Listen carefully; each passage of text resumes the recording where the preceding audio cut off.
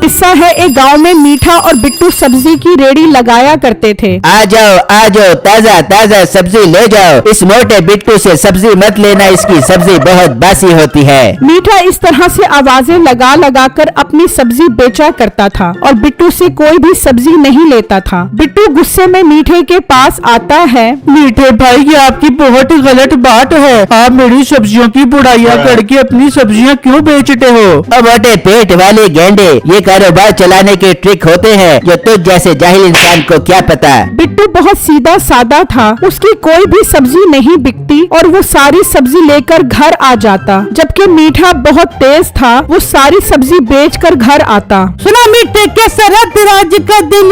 नसीबा मेरी जान, तुझे क्या मालूम, मैं कारोबार में बहुत तेज हूँ। बिट्टू मोटे को अपने सामने टिकने नहीं देता और लोग मुझे से सब्जियाँ खरीदते हैं। मीठे, ये बात तो तेरी ठीक है, पर मीठे तू ऐसा करके बिट्टू रेडी लगाना छोड़ दे ताकि तेरा काम और आसान हो जाए। नसीबा तू बस देखती जा, मैं बिट्टू के साथ करता क्या हूँ। वैसे भी उससे कोई सब्जी लेता नहीं है, खुद ही मायूस होके भाग जाएगा। बिट्टू मीठे का हमसाया था, वो मियाँ बीवी उदास बैठे होते हैं। बिट्टू जी, अगर इसी तरह आपकी सब्जियां नहीं सेल होंगी तो हम क्या करेंगे? अब तो खाने के लिए भी कुछ नहीं है। बेगम, मैं क्या करूं? मीठा भाई मेरी सब्जियों की बुराइयां करता रहता है, जिसकी वजह से लोग उसी से ही सब्जियां खरीद लेते हैं। तो बिट्टू जी, आप भी मीठे भाई जैसा बनो, आप भी उनकी सब्जियों की बुराई किया करो ताकि लोग आपसे सब्जियां खरीद ले। नहीं बेगम, मैं ऐसा नहीं करूँगा। वैसे भी रिज़्क देने वाली तो अल्लाह की जात है, मुझे पूरी उम्मीद है अल्लाह मेरी मदद जरूर करेगा। अच्छा बेगम, खाने को कुछ है तो दे दो, बहुत जोर की भूख लग रही है। बिट्टू जी, खाने में कुछ नहीं है। तो बेगम एक काम करो, सब्जी तो बिकी नहीं, आप सब्जी ही पका लो।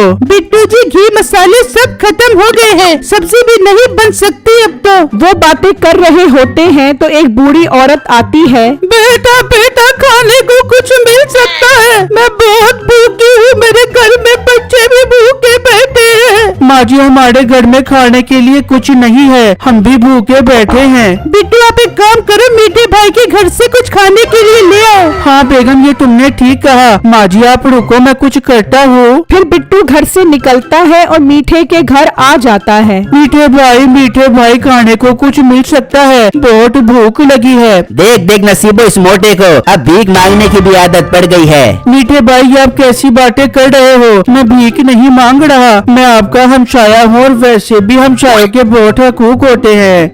बिट्टू, हमें ऐसे हमसाये नहीं चाहिए, चल भाग दे यहाँ से, कोई खाने के लिए नहीं है। फिर बिट्टू उदास होकर घर आ जाता है। हाँ बेटा, ले आ मेरे लिए कुछ खाने को। नहीं माँ जी, कुछ भी नहीं मिला खाने के लिए, मुझे बहुत अफसोस है, मैं आपकी कोई मदद नहीं कर सकता। कोई बात नहीं बेटा, तू परेशान मत हो, अल्लाह मालिक है। ये कहकर वो बूढ़ी औरत वहाँ से चली जाती है तो बिट्टू कहता है, बेगम रात होने वाली है, आप सो जाओ, मैं भी आता हूँ। पर बिट्टू जी, आप कहाँ जा रहे हो? बेगम, मैं अपने दोस्त के घर जा रहा हूँ, आज दिल बहुत दुखी है, दोस्त के पास जाऊंगा, शायद मेरा दुख कुछ कम हो जाए। अच्छा बिट्टू जी, आप चले जाओ, पर जल्दी आ जाना। फिर बिट्टू घर से निकलता है और एक जगह पर आकर बैठ जाता है और रोने लगता है। अल्लाह मेरी मदद करे, अब तो हमारे घर में खाने को भी कुछ नहीं है। वो रो रहा होता है तो एक चुड़ैल आती है। चुड़ैल को देखकर बिट्टू डर जाता है।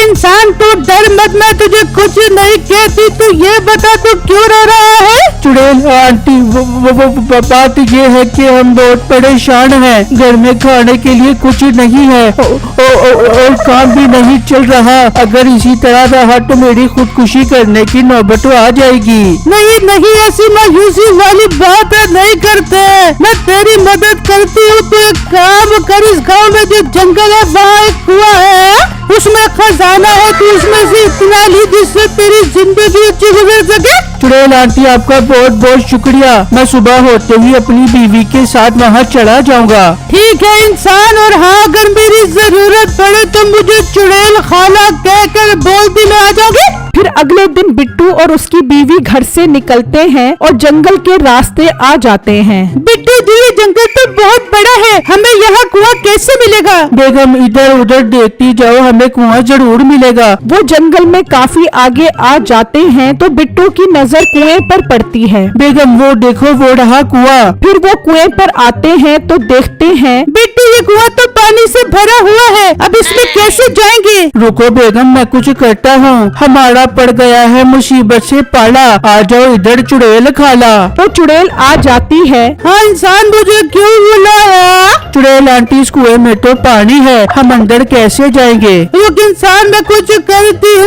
कुएं तेरे है, बहुत चर्चे बना दे इसमें रास्ते। तो कुएं में जाने का रास्ता बन जाता है। फिर चुड़ैल गायब हो जाती है और बिट्टू और उसकी बीवी कुएं में आ जाते हैं और देखकर हैरान हो जाते हैं कि उसमें बहुत सारा खजाना होता है। चलो बेगम, अब इसमें से अपनी जरूरत के मुताबिक सोना निकाल लेते हैं। फिर वो सोना भरने लग जाते हैं और फिर वो सोना लेकर जा रहे होते हैं तो वही बूढ़ी औरत मिलती है। बेटा, आज तो कुछ मदद करता जा। तो बिट्टू उसे एक सोने का सिक्का देता है। बेटा, ये तो सोने का सिक्का है। हाँ माँ जी, आप इसे बेचकर खाने के लिए कुछ ले जाना। फिर वो वहाँ से चले जाते हैं और वो बूढ़ी औरत सुनारे के पास आती है। बेटा, मुझे ये सोने का सिक्का बेचना है। पर बुढ़िया, तेरे पास ये कहाँ से आया? बेटा, मुझे ये इस गांव में अल्लाह का नेक बंदा बिट्टू है, उसने दिया है। अच्छा, बिट्टू मोटा, उसे तो मैं जानता हूँ। बुढ़िया, मैं तुझे सिक्के के 10,000 रुपए दूंगा।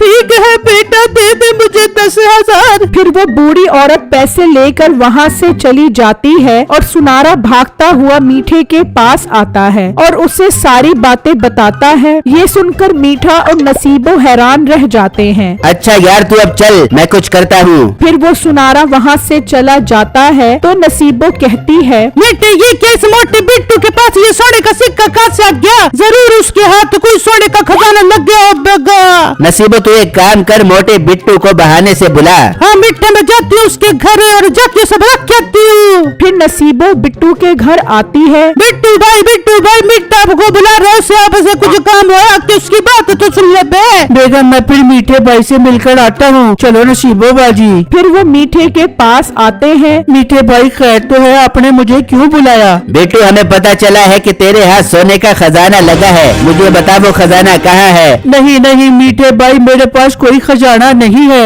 मीठे, ये से नहीं मार बेगा, इससे गुलवाने के लिए कोई और तरीका निकालना पड़े बेगा। फिर वो बिट्टू को डंडों से मारते हैं। नहीं नहीं, मुझे मत मारो, मैं बताता हूँ। तो बिट्टू उन्हें सारी बातें बता देता है। चल नसीबो, अभी निकलते हैं उस जंगल में। फिर नसीबो और मीठा वहाँ से निकल पड़ते हैं और बिट्टू रोता हुआ घर आता है। हाय बिट्टू जी, क्या हुआ? आप क्यों रो रहे हो? तो बिट्टू अपनी बेगम को सारी बातें बताता है, जबकि नसीबो और मीठा कुएं तक पहुँच जाते हैं। नसीबो, आखिर मिल गया हमें खजाने वाला कुआं। जबकि दूसरी तरफ बिट्टू रो रहा होता है तो उसकी बीवी कहती है, बिट्टू जी, आप एक काम करो, आप चुड़ैल को बुलाकर सारी बातें बताओ। हाँ बेगम, मैं ऐसा ही करता हूँ। हमारा पड़ गया है मुसीबत से पाला, इधर आ जाओ चुड़ैल खाला। तो चुड़ैल आ जाती है।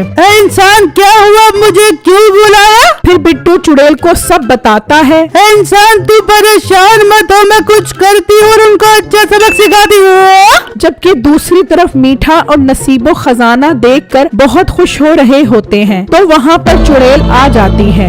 इंसान, तुम बहुत जालिम हो, तुम्हें अपना अच्छा सबक सिखाओगी? नहीं नहीं चुड़ैल बाजी, हम जालिम नहीं हैं, हम तो बहुत मासूम हैं। तुम जितना मासूम हो मुझे सब पता चल गया। अब तुम मरने के लिए तैयार हो जाओ। नहीं चुड़ैल बाजी, हमें मत मारना, हमें माफ कर दे।